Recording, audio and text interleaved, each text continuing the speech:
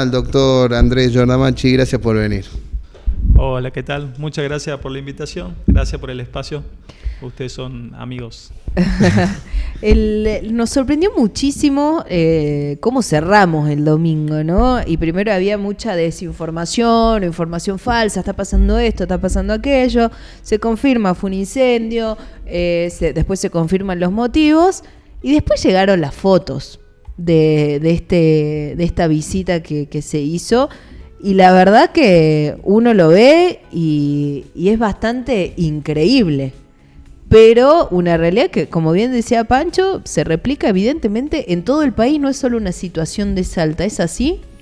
Sí, evidentemente la situación carcelaria se repite, es algo que se replica en todo el país, como lo dicen ustedes, yo me animaría a decir en toda América Latina. Uh-huh.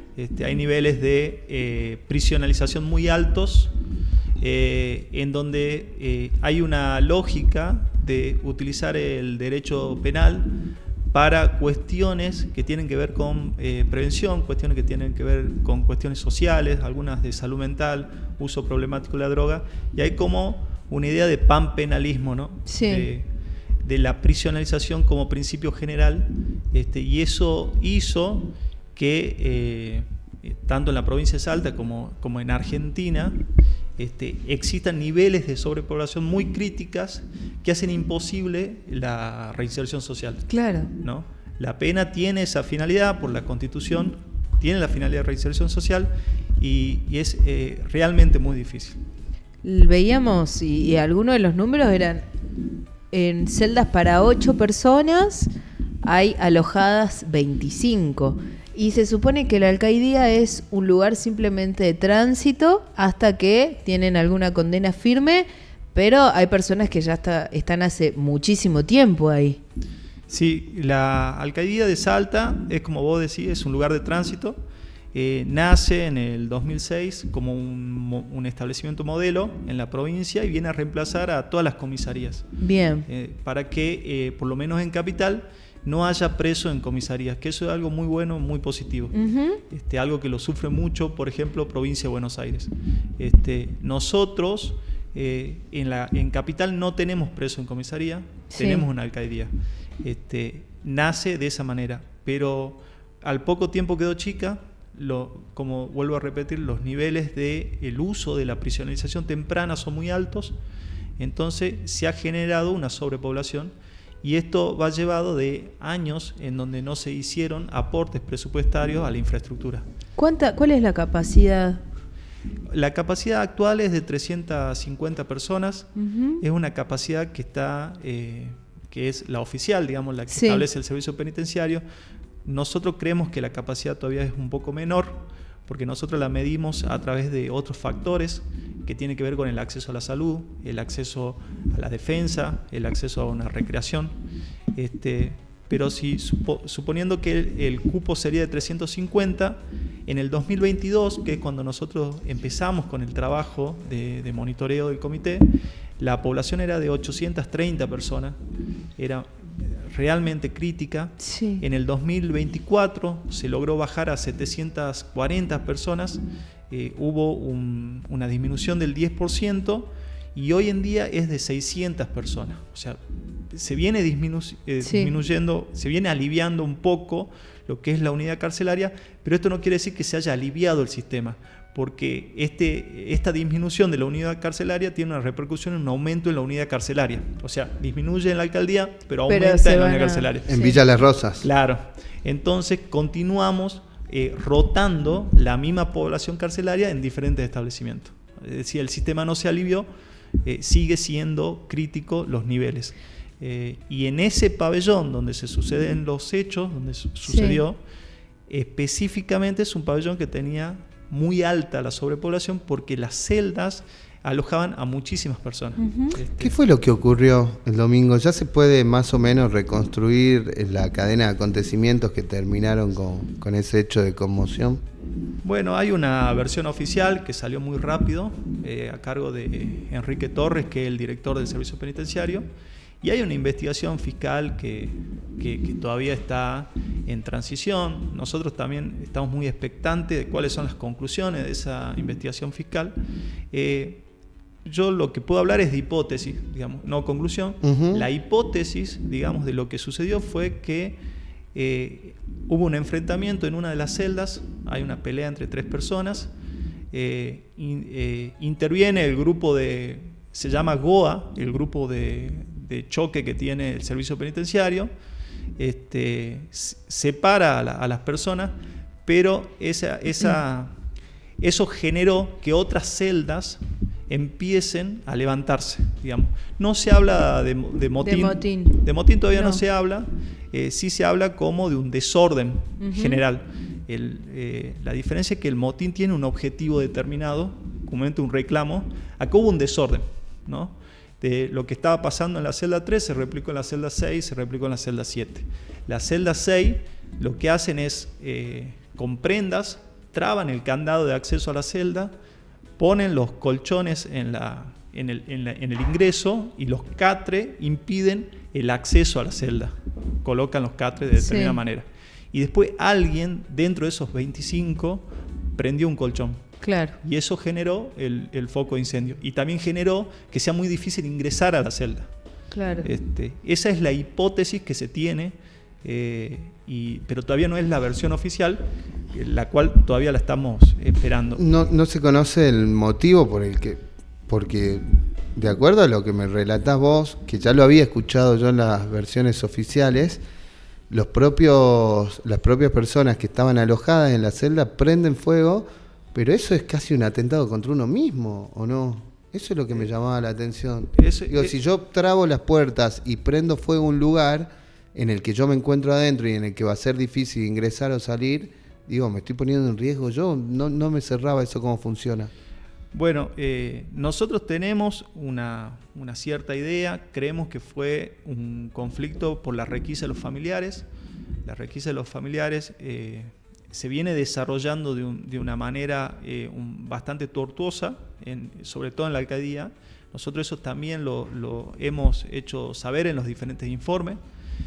Creemos que uno de los motivos fue por eso, pero imagínese en una celda de 25 personas hay 25 reclamos diferentes. También hay que ver quiénes participaron activamente y quiénes no. Supongo que tampoco las 25 personas participaron de manera activa. Hay un gran número que quedó rehén de esas acciones.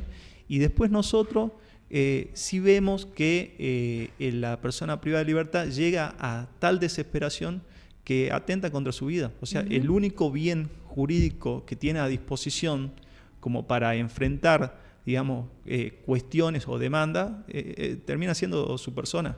La huelga de hambre, por ejemplo, es muy común en las cárceles, cuando no tienen acceso a sus pedidos.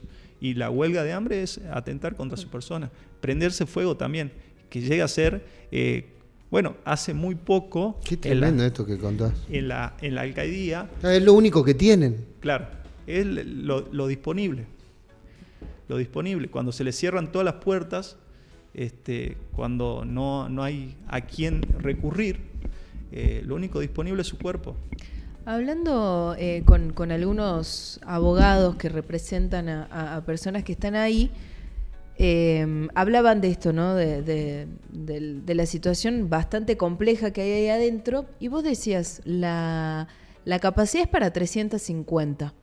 El presupuesto que se destina también es para 350 personas, porque estos abogados también me dejaban entrever que muchos de los problemas vienen por la comida, porque no alcanza para todos y porque se pelean por una ración de comida. Entonces mi pregunta es, si tiene capacidad para 350, aloja 600, pero funciona con un presupuesto para 350 personas, ahí también hay otro problema. Totalmente. Bueno, nosotros lo que tenemos chequeado es que en la alcaldía la comida alcanza para todos. Bien. Quizás hay una disminución de raciones en algunos espacios, pero no hemos tenido denuncias de personas que no se alimentan. Bien. ¿No? En ese sentido. Pero así como vos lo decís, la sobrepoblación repercute absolutamente en todos los factores de la persona privada de libertad, no solamente en la comida, como lo decís, sino en el acceso a la recreación, en las visitas, en el acceso a la salud, en el acceso a una información de su expediente, en las audiencias cuando tiene que ir a tribunales, cuando las propias sentencias marcan terapia psicológica. No hay psicólogos para todos, solamente acceden muy poco, a los cupos laborales también. O sea, la sobrepoblación desencadena después, ralentiza todo lo que está después de... Sí. Y sobre todo demora mucho la progresividad de la pena. Nosotros tenemos algunos datos muy interesantes también a nivel nacional, que es que cuando un interno cumple la progresividad de la pena como está establecido en la ley, la pena tiene diferentes periodos y fases, en donde a medida que uno va alcanzando metas, se va acercando a la libertad, va accediendo a beneficios de libertad, la reincidencia en el sistema es extremadamente bajísima. O sea, hablamos del 95% de personas que cumplen la progresividad de la pena no vuelven al sistema. Y acá, con los niveles de sobrepoblación que tenemos, es muy poca la gente que accede a esa posibilidad, ¿no? ¿Qué es explícalo para los que no somos abogados? ¿Qué es esto de la progresividad de la pena y cómo son las etapas que van viviendo estas personas? Bueno, cuando uno recibe una condena, la ley de ejecución penitenciaria establece 3 fases. Primero hay una fase de observación que se cumple en el primer momento, que es establecer más o menos, de acuerdo a un perfil criminológico, cuál va a ser el lugar más adaptado para que vos habites dentro del servicio penitenciario, y también las diferentes acciones que va a hacer el servicio con vos, de terapia psicológica, de estudios académicos, terminar la primaria.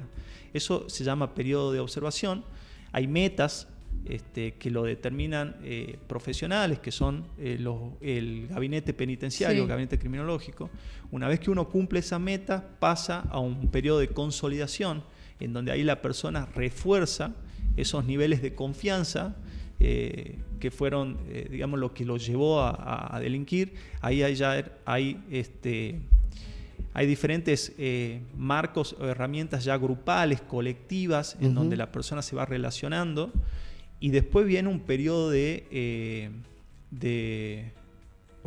prueba, en donde el periodo de prueba o periodo de confianza es cuando ya cumpliste todas esas metas y tu comportamiento es el correcto y haces todas las cosas bien y lograste terminar la primaria y lograste comprender muchas cosas de las que te llevaron ahí.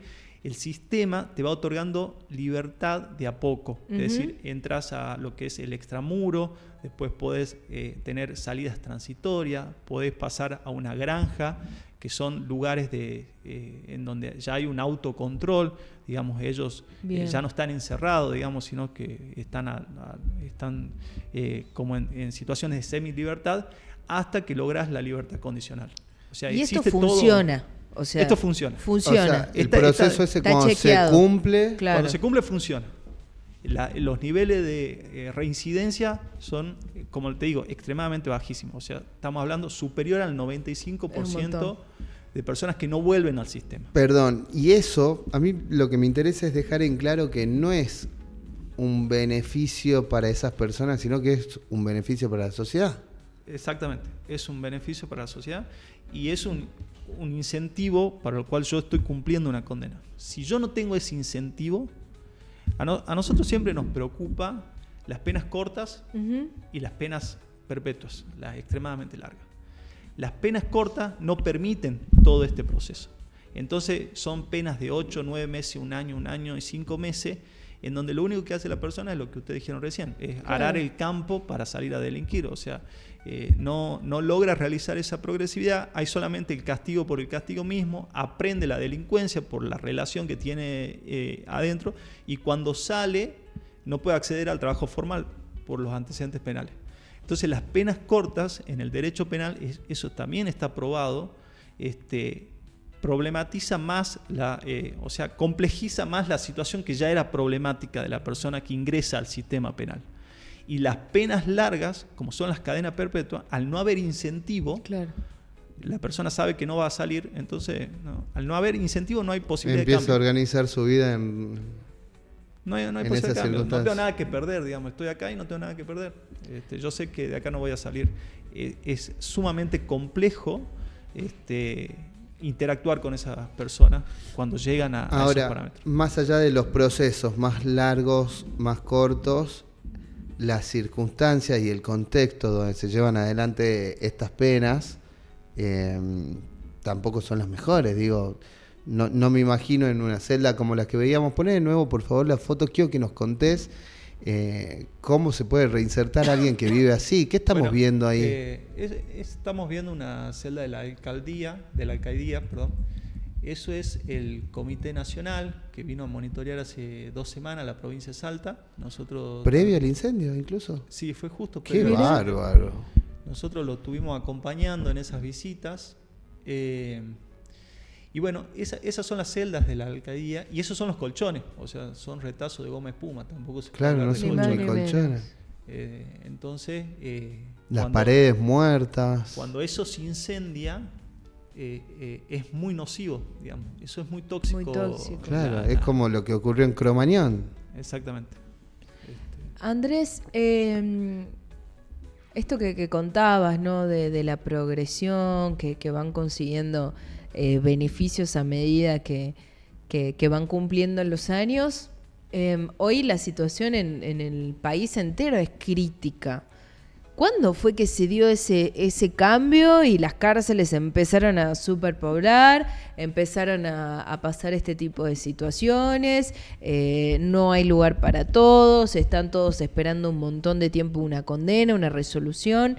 ¿Cuándo empezó a cambiar eso? Y la otra pregunta es, ¿cómo se vuelve a propiciar un espacio más o menos estable para que esta situación se subsane un poco o vuelva a la anterior normalidad, entre comillas?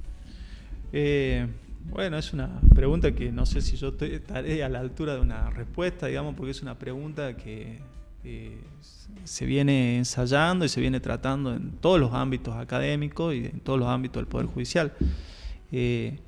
Yo creo que la lectura que nosotros hacemos es que hubo una multiplicación de los organismos oficiales encargados de la persecución del delito, que no hubo una inversión paralela de infraestructura que soporte esa multiplicación, ¿no? Después también hay factores que tienen que ver con lo social, cuando el Estado deja de estar presente en los barrios populares, cuando la droga entra a los barrios populares, siempre hay un aumento de la población carcelaria. Nosotros tenemos una tasa muy alta de personas muy jóvenes con consumo problemático de droga en la unidad carcelaria. Sí. Entonces, bueno, son múltiples factores lo que van desencadenando esta prisionalización. Y ni hablar del discurso hegemónico hoy en día, que se ve reflejado en las urnas, de la idea de antiderecho, de la idea de el castigo por el castigo mismo, la idea un poco de yo siempre, a mí me sorprenden los comentarios cuando surgen noticias de los presos, digamos. Nosotros que tenemos la oportunidad de entrevistar a las personas privadas de libertad, conocemos otra faceta, digamos, claro, de la persona, y uno ve los comentarios de la sociedad y siente cierto disfrute con el sufrimiento ajeno, por más que no la conozca la persona, por más que la persona no... el que se caguen. Claro. Que no coman, que coman mierda. El que las hace las pagas también, sí, dicen por ahí. Y bueno, hay una habilitación de la mano dura que se refleja automáticamente en las cárceles, cuando bajan esos discursos. Porque los encargados de la custodia viven con ese discurso, digamos, claro, viven con ese discurso, ¿no? En las redes hay una habilitación de la violencia por parte hasta del presidente de la nación. Entonces, bueno, ¿qué podemos esperar para abajo? Y la solución, yo creo que hay que trabajar con las penas cortas. Esto es algo que yo entiendo que la Corte de Justicia lo está haciendo por diferentes reuniones que nosotros tuvimos. La Corte de acá. Claro, la Corte de Justicia de Salta. Hay que trabajar con las penas cortas para evitar lo que yo venía planteando, digamos, la imposibilidad de hacer la progresividad de la pena y que genere un perjuicio mayor del que venía a solucionar, para mí es muy importante volver a retomar la idea de víctima, el interés de la víctima, sobre todo con las penas cortas, y ver qué quiere la víctima y si se le puede reparar de manera integral ese daño. Porque hay delitos que son menores, el robo de una garrafa, o sea, estamos hablando de cuestiones de extrema vulnerabilidad, que terminan en la prisionalización, que terminan en una prisión, terminan empeorando o sea, termina empeorando el conflicto, pero tampoco resuelve el problema de la víctima. O sea, la víctima no vuelve a tener la garrafa. Entonces, quizás institutos como la reparación integral de la víctima o la reparación o trabajos para la comunidad que reemplacen a las penas cortas, yo creo que es una solución que va a aliviar muchísimo el sistema. Voy a comentar algo que conté este fin de semana. Me volvieron a robar por cuarta vez la batería. Sí, te enoja mucho.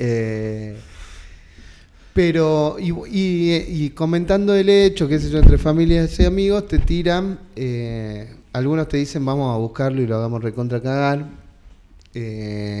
otros te dicen hacer la denuncia, así ya los meten en cana y no joden más.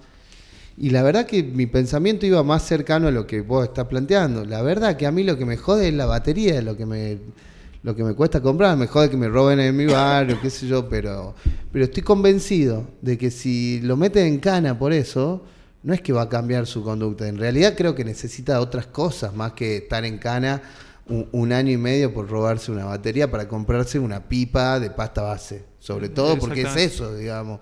No van a chorear un blindado porque quieren hacer una diferencia. No, van a chorear lo que tienen a mano. Y en la mayoría de los casos, y no es una justificación, ¿no?, que quede claro, y en la mayoría de los casos apalancados por una adicción. Claro. Sí. Bueno, yo creo que te seguí en las redes cuando hiciste un comentario al respecto del robo de la batería. A mí me pareció muy acertado. Y tu lectura es exactamente la que yo planteo, digamos. Es una explicación del fenómeno, no una justificación. Y hay que ver cómo lo trabajamos a ese fenómeno. Si realmente lo queremos resolver, como vos decís, o si, bueno, lo tapamos y pum, lo pateamos para adelante. Me saco la impotencia haciéndolo recontra cagar a los chorros del barrio o que vayan presos y vivan así como está viviendo ahí. ¿Y qué sería? Alimentar una venganza, un sentimiento de nada más, porque después no le sirve ni a la persona, ni al chorro. Si lo bautizamos así, ni a mí, ni a los vecinos, ni a su familia, ni a nadie. De hecho, seguramente va a haber un hijo, una familia que se va a quedar sin alguien que aporte algo en la casa. Es así. Andrés. Hay mensajitos. Por acá, terrible. Así como están, no se recupera nadie, ni ellos mismos, ni para la sociedad. Hay otro, esas cárceles son una tortura. Obvio que el delito tiene consecuencias, pero una cosa es cumplir una pena y otra es cumplir una tortura. Y Paz nos dice por acá, hay que pensar que muchas veces al que se considera peligroso antes fue muy vulnerable. Se castiga, pero no se cuida, dice. Bueno, sí, nosotros... Sí, lo que estamos diciendo es un discurso fuera de época, pareciera, sí, ¿no? Sí, igual estamos muy garantistas, muy derechos humanos en un mundo que va a contramano, pareciera. Sí, terrible lo que se vio las imágenes de Río Janeiro. Uh-huh. Y creo que hay una habilitación de la violencia espantosa. Terrible. Gracias, Andrés. Vamos a seguir de cerca este tema porque...